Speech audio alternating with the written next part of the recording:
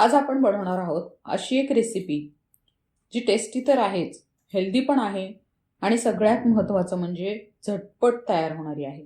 नमस्कार, tasty tails with वृषालीमध्ये आपले स्वागत। खपली गहू आजकाल खूप लोक वापरायला लागलेत कारण तो पचायला हलका, फायबरने भरलेला, वजन कमी करायला मदत करणारा आणि डायबिटीस असणाऱ्यांसाठी उत्तम आहे। मी इथे 1 किलो खपली गहू स्वच्छ निवडून धुवून घेते आहे। मी याचं घरीच दलिया तयार करते। तुम्हाला जर हवा असेल तर मार्केटमध्ये खपली गव्हाचा दलिया मिळतो। इथे थोडा वेळ हे गहू त्या कापडावर मी निथळण्यासाठी ठेवणार आहे।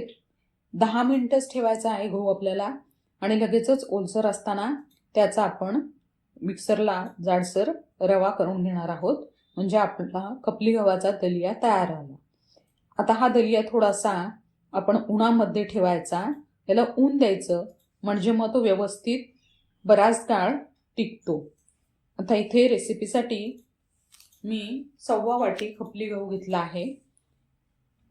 छोटी वाटी अगदी गाजर, श्रावणी घेवडा, मटार, ढोबळी मिरची, 2 चमचे मॅगी मसाला, आलं लसूण आणि थोडीशी जिरेची पेस्ट।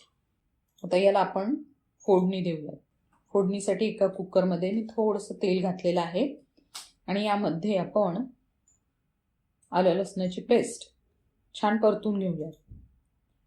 आलं लसणाची पेस्ट व्यवस्थित परतून झाली की यामध्ये आपण सगळ्या भाज्या घालणार आहोत।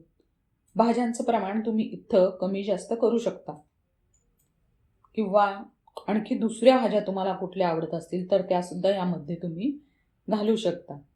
हे व्यवस्थित भाज्या परतून झाल्या की यामध्ये आपण मॅगी मसाला घालणार आहोत 2 चमचे आणि लगेचच आपण दलिया घालणार आहोत। दलिया, भाज्या हे सगळं अगदी व्यवस्थित परतून घ्यायचं आहे। इथे आपल्याला मीठ वापरायचं नाहीये कारण मॅगी मसाल्यामध्ये थोडं मीठ असतं। आणि इतक्या मिश्रणासाठी इथे 4.25 वाटी पाणी आपण वापरणार आहोत। ओट्सला एक चांगला पर्याय म्हणून अशा प्रकारचा खपली गव्हाचा उपमा तुम्ही नक्की तयार करून बघू शकता। घरातील लहानांपासून वृद्धांपर्यंत सगळ्यांना हा पौष्टिक उपमा नक्की आवडेल। कुकरचं झाकण लावून एक मीडियम आचवर याच्या 3 शिट्ट्या घ्यायच्या। आपला हा उपमा तयार आहे।